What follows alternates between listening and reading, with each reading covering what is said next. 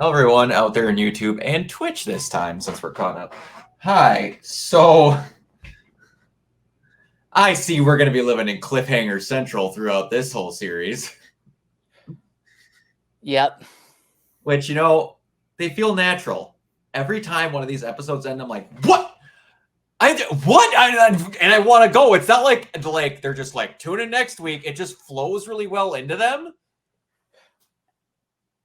And it's kind of blowing my mind, and I didn't realize it. That last episode's like clocking in at 38 minutes. It's only like 28 minutes. It's about the length of like a standard network sitcom. Yeah, these are a lot shorter. They just have a gigantic credit list. Yep.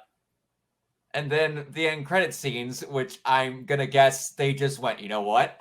We're going to say this one has an end credit scene in every one. Are they going to be substantially needed in any way, shape, or form? No, but we're going to say it has one. You know what? I think I'm fine with that. We'll probably get into the specifics of them later, but just the fact that the show has a stinger every episode, I'm cool with that, especially when they're not anything meaningful. Yeah. My God, everything that happened in this episode. So Mike said it last time. Dennis is the worst. Oh God, he is. What is the name of the stepdad from The Boys? Oh. He's not quite that bad, but he's up there.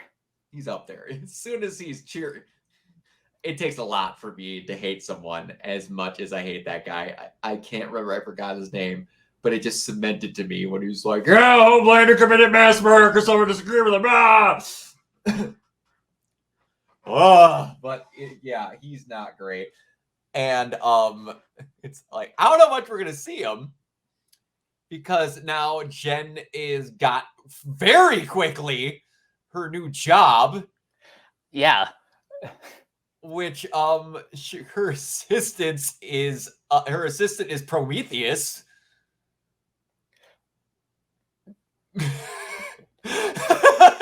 That caught me. I'm like, wow, I know him. Who the hell is that? I know him. He's supposed to be a dickhead. Who is that? I'm like, Adrian Chase. That's who it is. Great casting choice, by the way. Yeah, that guy's great. He was awesome as Prometheus in Arrow. So I was just like, man, I hope he gets her. And now he's in here, so he's Pug now. Don't know if he's a normal character that's in She-Hulk. But I do love part of Jen's hiring is literally because she's She-Hulk. We would like you to just be She-Hulk to be the lawyer. Not because you're a lawyer that has experience. It also happens to be She-Hulk. We just want you to be She-Hulk at the cases. We're like, really? It is a bit of like a performative hire, but to her credit, she is still a good lawyer. She is still a good lawyer, and she has the experience to back it up. But it's like, you want her to have struggles, and you're making them legit struggles. Like, seriously, this is why I need to be Hulk at the hearings. Why? You could just have me have it on my business card. But yeah, and I just love that he's like, all right, I'm going to offer you a job. Why would I need to do this? He's like, well, I'm starting a new division. All right, fine, I'll take it. You've convinced me. As long as you get to pick my own paralegal. I don't give a shit. I'm not going to say that I just want you to be the Hulk while we're there. But you're going to be She-Hulk. And man, I was going to be like, when they were talking about this whole situation with Emil Blonsky, I'm like, how are they going to handle this? And then as they're explaining it, Emil did kind of get the shit end of the stick. Yeah, he is making a lot of good points. Now, I don't remember. I don't remember like the specifics of the Incredible Hulk because the last time I saw it was like at least a decade ago. Yeah, it was literally Thunderbolt Ross was like, "We can't get the Hulk," and then Emil was like, "I want to do my duty and I want to be a good soldier," and then Thunderbolt goes, "Cool, I can manipulate you. Come into this corner. I'm going to inject something into you." It was literally he signed up, like he said, to be Steve Rogers, but he turned out to be the ugly side of the Hulk. Mm-hmm. He has a legit beef to be like, that dude's getting celebrated. I tried to serve your country while I was on loan for mine, and I'm sitting in a cell. He's like the Frank Grimes of like gamma monsters. Yeah, it's like I was like, how are you going to show this case? And I'm like, that makes total sense. That has been there the whole time. They just never did anything with it. And I'm glad this is out in the open because I still have people that are just like, yeah, that Hulk movie has nothing to do with the MCU. I'm like, just because, and I was so happy they said the dumb line that they said in the show. If I was so long ago, I'm a totally different person now. Literally. Literally. Also, the fact the Hulk is like, I don't care. Even he's like, yeah, he didn't want to do it. I'm good. He gave me a good, strong letter to explain the situation. Even the Hulk's like, dude, he got screwed. Of all people, the person who he tried to kill was like, no, I get it. I totally get it. He's been out of the universe for however long. But yeah, like, it's almost seeming like I thought Emil was going to be a shorthand part of this. It almost seems like Emil his case might be the entire run of the show. Which I'm honestly okay with because I am too. For a streaming series that only has like 9 episodes compared to most of these procedurals is like the traditional 22, 24 episodes. This is like a good this is a good like serialized case to build on. Yeah. And it's going to lead up to like his case at the end. And also, before we move any forward, you might bring up the thing I was gonna, so go ahead. That when Bruce hangs up, he is flying somewhere. He's flying in the Sokovian spaceship. Yep. That's not what I was gonna bring up. We got a Thunderbolts movie confirmed the other day. Oh, that's right. And Emil has 7 soulmates that he met through the prison pen pal program that he would like to start a new life with on the land that's been bought for them. Gee, I wonder who those people are. I wonder what their little pen pal group might be called. That's another thing. I wonder if that had the subtlety of a jackhammer. Keep talking for a minute. I need to look up when this show was filmed and how long ago William Hurt passed away. Yeah. Oh, I was like, I don't know what's gonna. So, for those of you that don't know, that basically was a giant like Thunderbolts will appear later thing that came up that I wasn't expecting. Hey, Manny, what's up, buddy? And I didn't expect it to be as blunt as that, and blunt, not in a bad way. They kind of just like, Jen has no idea. That was purely for us. Yep. That wasn't going to be like, you'll learn about that later, Missy. No, it was like, about some friends that I want to talk to. So I could make it kind of, am I really going to fix myself? Or the audience is going to be like, I don't know, am I still a dick bag? So I looked it up, and filming for the show concluded last year, and William Hurt only passed away March this year. So there's a possibility. Yeah, it's possible he could make a cameo appearance, but maybe because of his passing, they either like cut out his sequences, or maybe they recast a lot of it. Yeah, or they maybe recast someone for during reshoots. Who knows? Or That would be cool if he has one final moment where they're like, we're not even going to mention that Hurt's in it. And there's just going to be a rest in peace William Hurt moment after he's through, and then they recast him after. Oh, that would be so cool. You want to be really cool? Hmm. If William Hurt shows up, and now her name's escaping me. Oh, his daughter! Oh, her name's escaping me. Liv Tyler. Liv Tyler. What's the character's name? Oh, Betty Brant. Betty Ross. Like, if he just walks in with her, like, as like people she needs to talk to about the case, because who else would be a really good witness? Betty Ross. Exactly. Who would be a really good person to talk to? The guy who injected him. If you're going to get all the Hulk people just their last lap around the track. Yeah, now would be the time to do it. Yeah, and you know who would also be a really good thing to kind of show up? Even if his head shrunk and he hasn't expanded, or he can make it look way like he isn't expanded, one of these end credit scenes having the leader in it would be a really cool thing.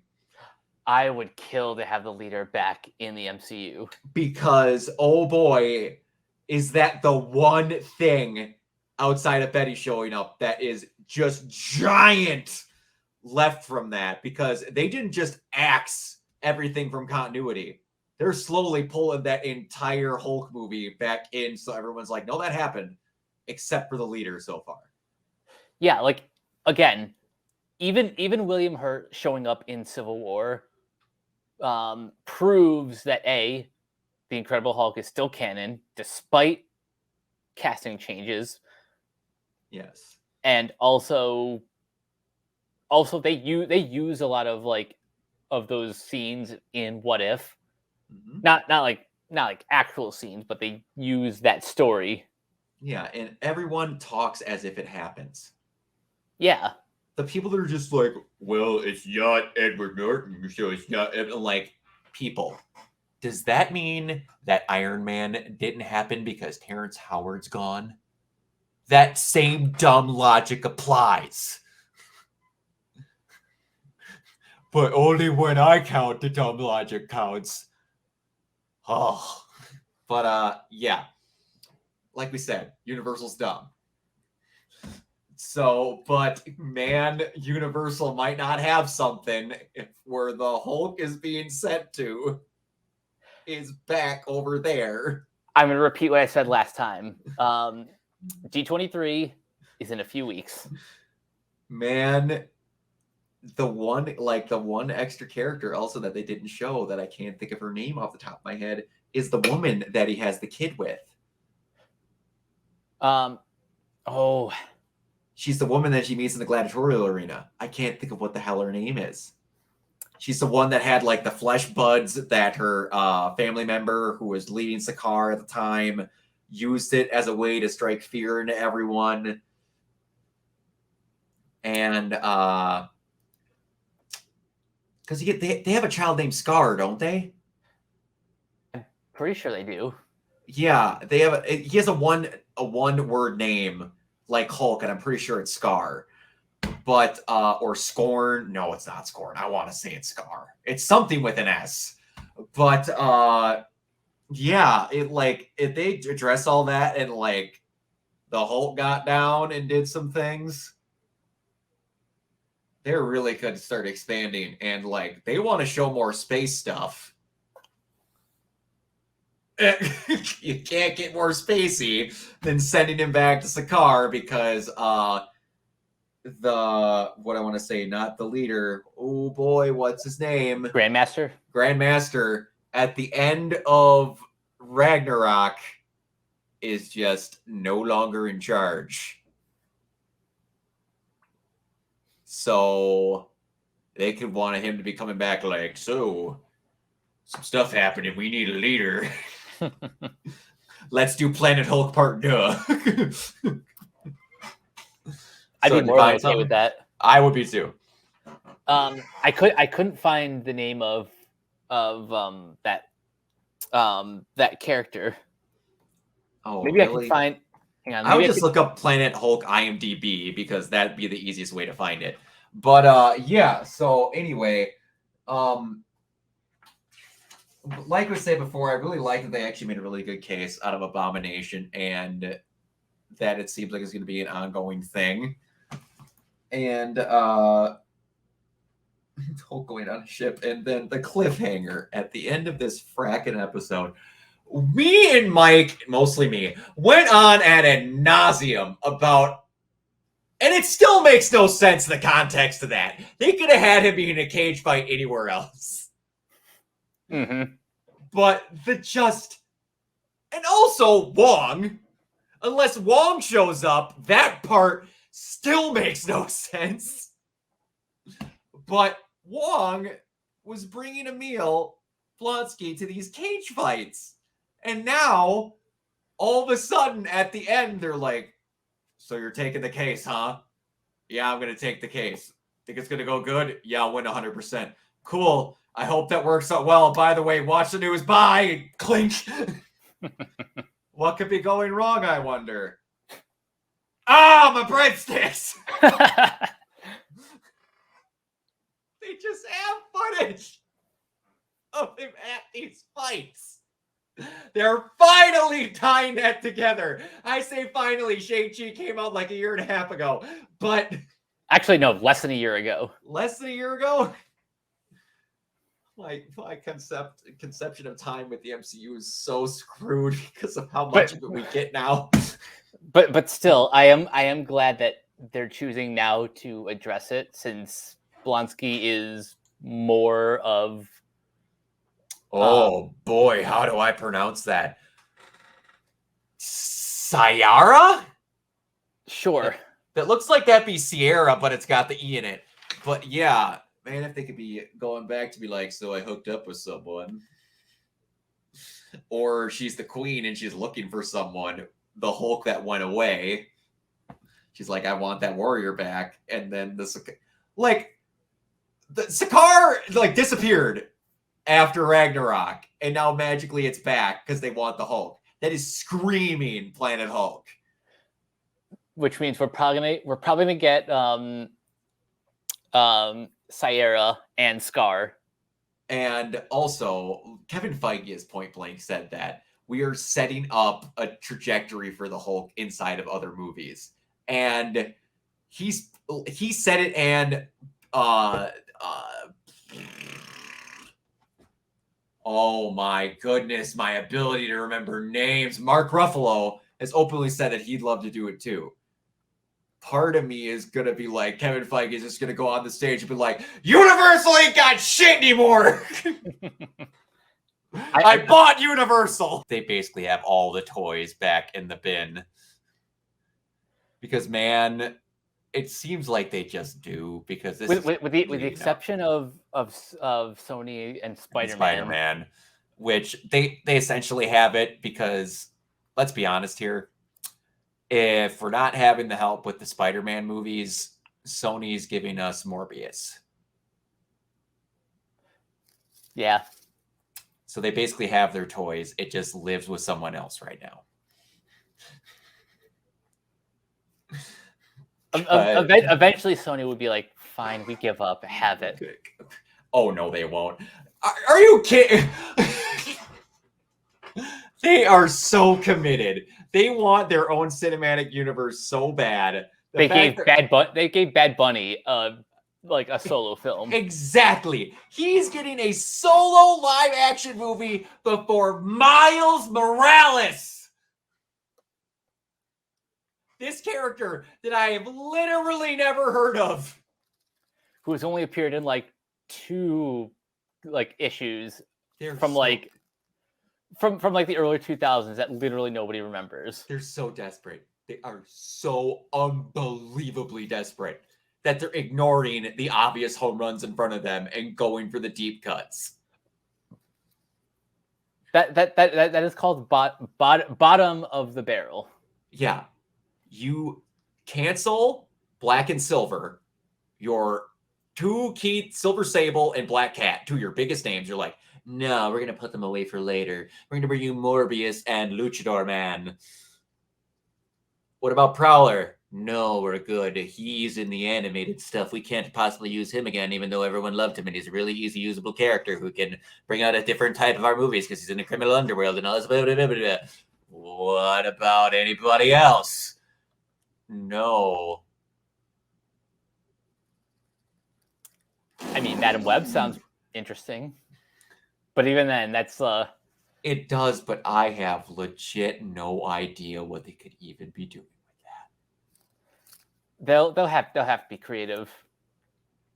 Cause like they're like, we have 4 females, and I don't think we've even announced who's playing Madam Web. Getting back to She-Hulk, one thing I also love is we get to see her family. Yeah. And how much like the parents, specifically the dad, is like very much a dad. Yeah. It is very much that family too, but like, don't worry, I told everyone you're fired. It's fine. You're not going to talk about it. So I heard you got fired. You want me to bring it up? Why would I tell you to bring that up? Why? Just unbelievable. But yeah, it is a very good family situation. And then how it immediately divulged into, so does like Hawkeye like leave his arrows? I think that's irresponsible. Guys, she's been a Hulk for 24 hours. She hasn't met the Avengers. Seriously. And no, Hawkeye doesn't leave his arrows around. He just leaves the Ronin costume. But it is kind of funny how parents assume like just because like once you get a new job, it's a very parent thing. Yeah, it's like once you get a job that you've only had for like at most a day, then they start asking you all of the questions. Oh, absolutely. And it's anything where it's just like, oh, you know how to do this? Like, I was a tech genius when I was in middle school and high school for my parents because I knew how to burn CDs. Like, and then they're just like, well, you know how to do that? I'm like, no, But yeah, it's very much a parent thing, and I appreciate it. Even at the end where it's like, she's She-Hulk, it's like, can you help me carrying all these bottles or whatever? But like helping him hang the TV, I swear to God, if you touch these wires again. Jen feels so natural in everything. Everything she does doesn't feel forced, and I appreciate that. Yeah, whoever is the casting director at Marvel is doing a fantastic job. I knew that Tatiana Maslany was a good actress, but like she just fits the role like a glove. She does. And yeah, she's gonna get good off of this. I hope that she just gets more from it. She gets to be She-Hulk more often and stuff like that in like a bigger movie and things. And yeah, she's got a good future as that character. She's very talented, just got good spunk. She's very charismatic and it comes naturally. She doesn't feel overdone, like I said. And I'm looking forward to more of it. I'm glad she's got 9 episodes because this is something I'd actually appreciate them dragging out. Same. So yeah, it'll be good. Now, what do you think is going to happen? Well, in the next episode, but like after the series, do you think since this takes place in LA that we're getting some West Coast Avengers stuff? Maybe. Man, it's going to be a while before, like, unless it's a TV show called West Coast Avengers, before we get any movie called something other than Avengers.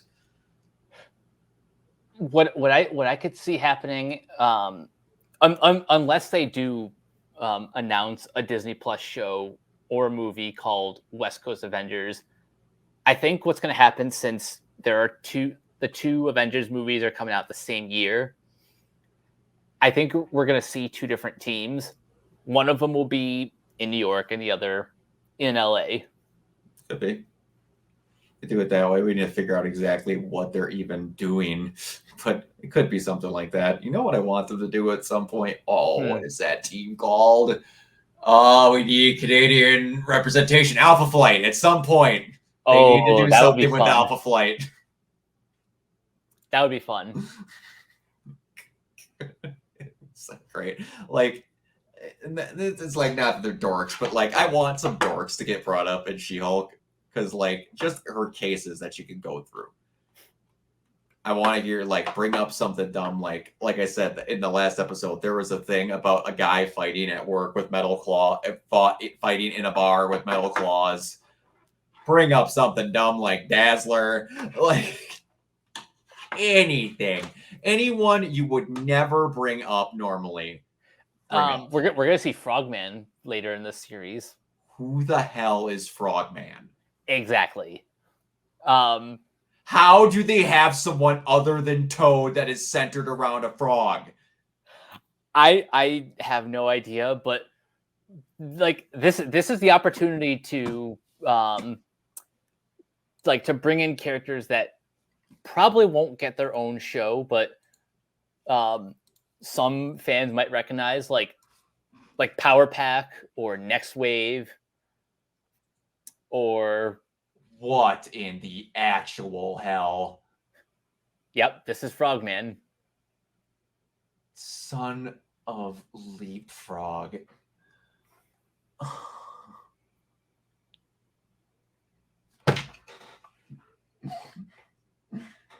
Man, if they come in and they have to talk about that his name is Leapfrog and his son is Frogman, I can't. What are comments? It's funny. It's funny. Some fans like are demanding that superhero movies be taken seriously, and then we get like this. How I've heard of some dumb bullshit. His team is called the Action Pack or Misfits. Like I've heard of some dumb bullshit. People that want to go look up the Dog Face Welder or Snowflame. Go have a gander. One of them deals with cocaine and one of them literally deals with the guy who welds dogs to people. Somehow Frogman is right up there. Who the fuck is Frogman? Oh, they just had a Marvel encyclopedia and they just went, yep, sure, he could get in there. But because this is a comedy, I'm okay with them going silly like this. Oh, I am too. There's no other place that these people should be. It's just, I did not expect for you to throw up someone I've literally never heard of and it be that dumb.